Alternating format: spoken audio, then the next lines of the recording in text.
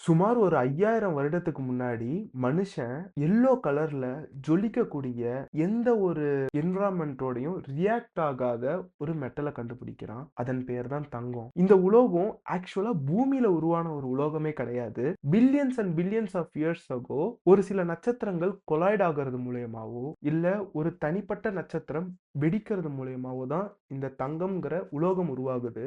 இப்படி உருவான உலோகம்ங்கிறது ஏதோ ஒரு ஆஸ்ட்ராய்டு, மீட்டியார் பூமியோட கொலாப்ஸ் ஆகுறப்ப பூமிக்கு வந்திருக்கலாம்ங்கிறத சயின்டிஸ்ட் சொல்றாங்க. 5000 வருடத்துக்கு முன்னாடி தங்கத்த கண்டுபிடிச்சவன், அப்படியே கிறிஸ்து பிறப்பதற்கு 3000 வருடங்களுக்கு முன்னாடி எஜிப்தியன் சிவிலைசேஷன்ல தான் தங்கத்த முதல் முறையா சுரங்கம் மூலமா வெட்டி எடுக்குறாங்கன்னு சொல்லப்படுது. இந்த சுரங்கம் மூலமா வெட்டி எடுத்து கண்டுபிடிக்கப்பட்ட தங்கம்ங்கிறத எஜிப்தியன்ஸ் கடவுளின் உலோகமா பார்த்திருக்காங்க. இப்படி பல வருடங்களுக்கு முன்னாடி கண்டுபிடிக்கப்பட்ட தங்கம்ங்கிறது பல பரிமாணங்களை எடுக்குது. இந்த தங்கத்துல இருந்து ஆர்னமெண்ட் செய்றாங்க. நகை அணிகலன்களை செய்றாங்க.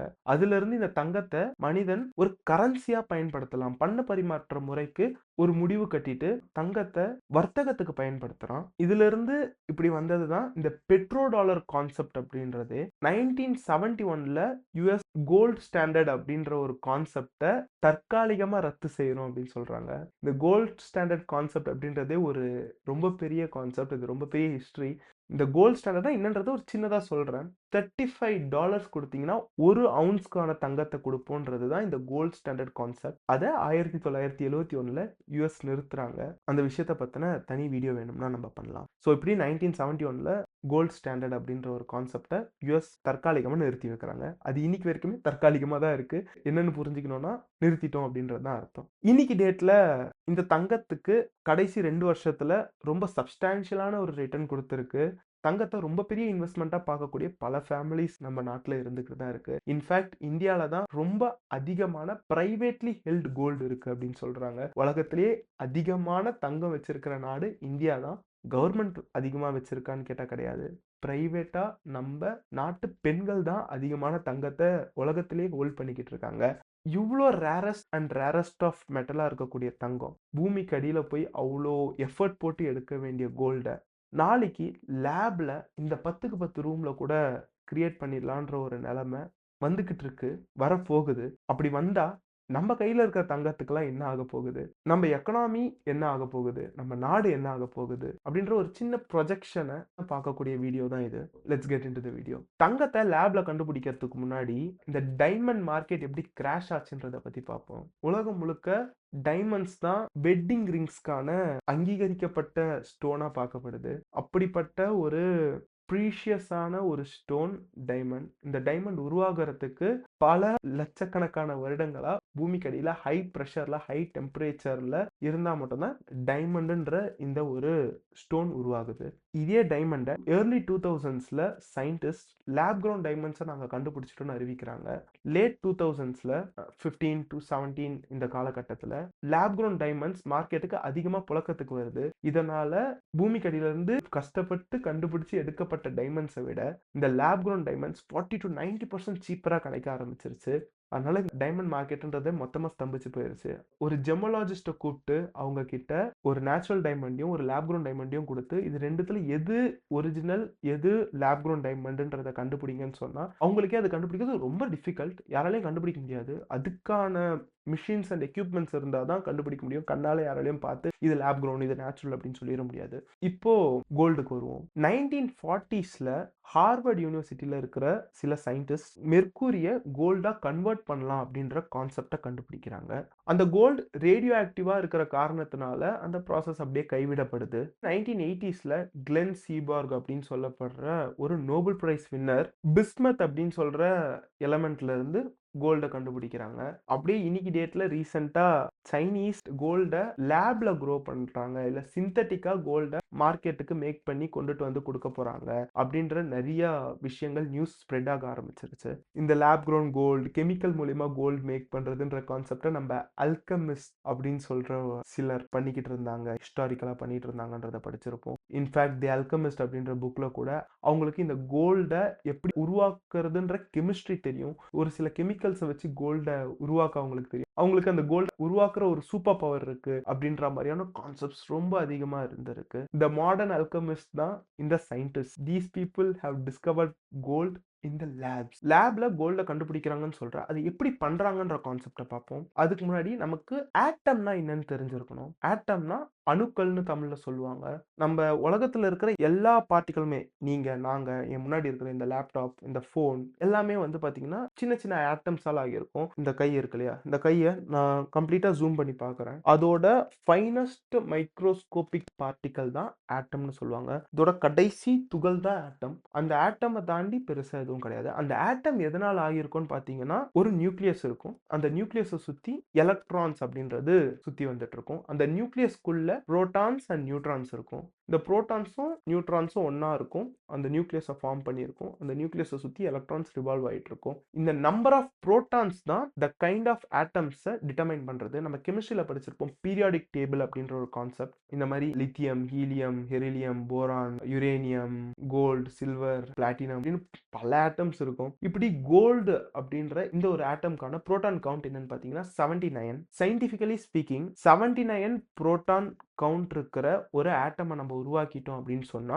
கோல்டை நம்ம உருவாக்கிட்டோம். இதனாலதான் நம்ம 1940ஸ்ல மெர்க்குரியில இருந்து கோல்டை கண்டுபிடிச்சாங்க அப்படின்ற ஒரு கான்செப்ட் பார்த்தோம் இல்லையா? மெர்க்குரியோட புரோட்டான் கவுண்ட் இஸ் 80. இந்த 80 புரோட்டான்ல இருந்து ஒரே ஒரு புரோட்டானை எடுத்தா போதும், நமக்கு கோல்டுங்கிற அந்த ஆட்டம் கிடைச்சிரும். இதே மாதிரி பிளாட்டினமோட புரோட்டான் கவுண்ட் 78. இது கூட ஒரே ஒரு புரோட்டானை ஆட் பண்ணா போதும் 79, நமக்கு கோல்டு ஃபார்ம் ஆயிரும். கேட்கறதுக்கு ரொம்ப சிம்பிளா இருக்கலாம். ஒரே ஒரு புரோட்டானை ஆட் பண்றோம், ஒரே ஒரு புரோட்டானை ரிமூவ் பண்றோம், கோல்டு கிடைச்சது, வாவ், தட்ஸ் மேஜிக். பட் இந்த process is very very tedious. இந்த மாதிரியான ப்ராசஸ்ல கோல்டை கிரியேட் பண்றதுன்றதுக்கு நமக்கு பெரிய பெரிய நியூக்ளியர் ரியாக்டர்ஸ் தேவைப்படும், நியூக்ளியர் ஆக்சிலரேட்டர்ஸ் தேவைப்படும். ஒரு அணுவை துளைக்கிறதுன்றது அவ்வளோ எளிதான ஒரு விஷயம் கிடையாது.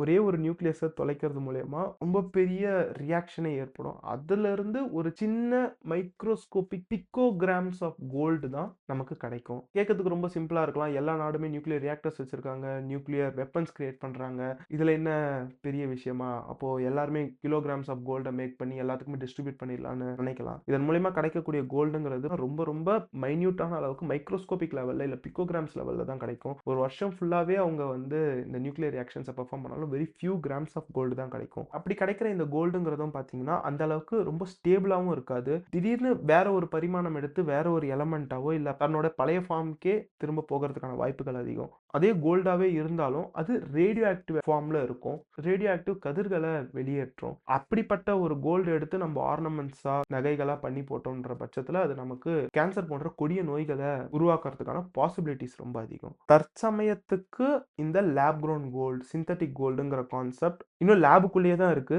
அது இன்னும் லேபை விட்டு மக்களோட பயன்பாட்டுக்கு வெளியில வரல. அதுக்காக இது வந்து வந்துராது, நம்ம எல்லாருமே நிம்மதியா இருக்கலாம்ன்றதுக்கான அர்த்தம் கிடையாது. Over the period of time scientifically grow ஆகிட்டே தான் இருக்கும். And after AI world have change completely. நேத்து 10 நாள்ல பண்ண வேண்டிய ஒரு வேலையை இன்னைக்கு ஒரு மணி நேரத்துல 10 நிமிஷத்துல கூட ஏஐ வச்சு பண்ணிடலாம். இந்த மாதிரியான ஒரு ஹைலி லெவரேஜ்ட் மாடல்ஸ் நம்ம உள்ள கொண்டுட்டு வரப்ப சயின்ஸ் மல்டிபிள் டைம்ஸ் க்ரோ ஆகி போய்கிட்டு இருக்கு.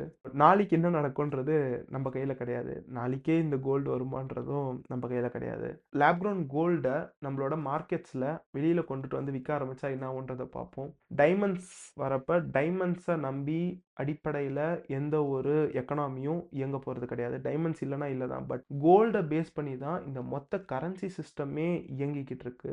கோல்டு தான் உலகத்தோட ஆக்சுவல் மானிட்டரி மெட்டல். எல்லா ரிசர்வ் பேங்க்ஸ் ஆஃப் த வேர்ல்டுமே கோல்டு கொடுத்தா கடன் கொடுப்பாங்க, மக்களுக்கா இருக்கட்டும் இல்ல மற்ற பேங்க்ஸ்க்கா இருக்கட்டும். பட் இந்த கோல்டுங்கிற ஒரு அடிப்படையே உடைஞ்சு போச்சுன்ற பட்சத்துல நம்ம உலகமே ஒரு மிகப்பெரிய எக்கனாமிக் கிரைசிஸை நோக்கி தள்ளப்படும். உலகத்தோட வர்த்தகம் முழுசா பாதிக்கப்படும். நம்ம வீட்டுக்குள்ள என்ன நடக்கும்ன்றதை பார்க்கணும். தங்கத்தோட விலை மேபி 40-50% கூட ஃபால் ஆகலாம். அது எப்படிப்பட்ட ஒரு ஃபாலா இருக்குன்றத கணிச்சு பார்க்க முடியல. அப்படி ஃபால் ஆச்சுன்ற பட்சத்துல நம்ம வீட்டில் வச்சிருக்கிற தங்கம்ங்கிறது வேல்யூவே இல்லாம போயிடலாம். தங்கத்துக்கு இந்த மதிப்பு இருப்பதற்கான காரணம் அது ரொம்ப ரேர். அதை தோண்டி எடுக்கிறதுக்கு ஆகக்கூடிய செலவு. தங்கம்ங்கிறது ஒரு லிமிட்டட் குவான்டிட்டியில தான் பூமியில் அவைலபிளா இருக்கு. நினைச்சு பாருங்க, தங்கங்கிறது இங்க இருக்கிற மண்ணு தண்ணி மாதிரி எங்க வேணாலும் இருக்குதுன்னா அதுக்கான வேல்யூ இவ்வளவு இருக்க போறது கிடையாது இல்லையா? ஸோ அப்படி லேப் க்ரோன் கோல்டு அப்படின்ற ஒரு கான்செப்ட் மூலியமா சிந்தட்டிக் கோல்ட மார்க்கெட்டுக்கு இன்ட்ரோடியூஸ் பண்ணிட்டோம் அப்படின்னா, கண்டிப்பா கோல்டு மார்க்கெட் கிராஷ் ஆகும். இன்னைக்கு இருக்கிற ரேட்டுக்கு கோல்டு கிடைக்காதுன்றது நிதர்சனமான உண்மை. அத நம்ம ஏத்துக்கிட்டு தான் ஆகணும். இது நாளைக்கே நடக்குமான்னு கேட்டீங்கன்னா, நாளைக்கே நடக்கும்னுலாம் சொல்லிற முடியாது. ஆனா ஒரு நாள் கண்டிப்பா இந்த லேப் க்ரோன் கோல்டு மார்க்கெட்ல வருவதற்கான பாசிபிலிட்டீஸ் ரொம்பவுமே அதிகமா தான் இருக்கு. என்னுடைய பெர்சனல் அட்வைஸா நான் என்ன சொல்லுவேன்னா, எப்பயுமே நம்மளோட இன்வெஸ்ட்மெண்ட்ஸ ஒரே ஒரு இடத்துல பார்க் பண்ணி வைக்கக்கூடாது. கோல்ட்ல மட்டுமே என்னோட இன்வெஸ்ட்மெண்ட்ஸ நான் பார்க் பண்ணி வைக்கிறேன். இல்ல ரியல் எஸ்டேட்ல மட்டுமே என்னோட இன்வெஸ்ட்மெண்ட்ஸ நான் பார்க் பண்ணி வைக்கிறேன் அப்படின்றது கிடையாது. எப்பயுமே நம்மளோட இன்வெஸ்ட்மெண்ட்ஸ டைவர்சிஃபை பண்ண கத்துக்கணும். Equity, gold, real estate, mutual funds, crypto. நான் ஒரு ஃபினான்ஷியல் அட்வைசர் கிடையாது. செபி ரெஜிஸ்டர்ட் அட்வைசர் கிடையாது. இந்த மாதிரியான டைவர்சிஃபிகேஷன் மூலியமா மட்டும் தான் நம்மளோட இன்வெஸ்ட்மெண்ட்ஸ் பாதுகாக்கப்படுது. ஏதாவது ஒரு இடத்துல நம்மளோட இன்வெஸ்ட்மெண்ட்ஸ் விழுந்தாலும், இன்னொரு இடத்துல நம்மளோட இன்வெஸ்ட்மெண்ட் பாதுகாக்கப்படுது. இப்படி தான் நான் ஃபாலோ பண்ணிக்கிட்டு இருக்கேன் என்னோட இன்வெஸ்ட்மெண்ட்ஸ. எல்லா மணியும் நான் எடுத்துட்டு போய் கோல்ட்ல மட்டுமே பார்க் பண்ணி வச்சு, அத மட்டுமே நான் நம்பி கிடையாது அப்படின்றது தான் என்னுடைய பாயிண்ட் ஆஃப் வியூல ஒரு நிதர்சனமான உண்மை. ஒரு ஒன் லைனரா சொல்லணும்னா, இந்த டைமண்ட் கிரியேஷன் மாரியே கோல்ட் கிரியேஷன நம்ம பண்ணிடலான்ற ஒரு கான்செப்ட்ல நம்ம யோசிச்சோம்னா, that process is completely chemical oriented. Chemistry can change molecule, but creating gold requires atomic level changes, atomic structural changes. It is a very tedious process and very costly process. So synthetic gold will take its own time to penetrate into the market. அதை நினச்சி நம்ம இப்போ கவலைப்பட வேண்டிய சூழ்நிலையில் இல்லை. நம்மளோட இன்வெஸ்ட்மெண்ட்ஸை நம்ம டைவர்சிஃபை பண்ணி தேவையான இடங்களில் இன்வெஸ்ட் பண்ணிட்டு இருப்போன்றது தான் என்னுடைய ஒரு பர்சனல் ஒப்பீனியன். அவங்கள அடுத்து இன்னொரு வீடியோவில் பார்க்குறேன். Until next time, by.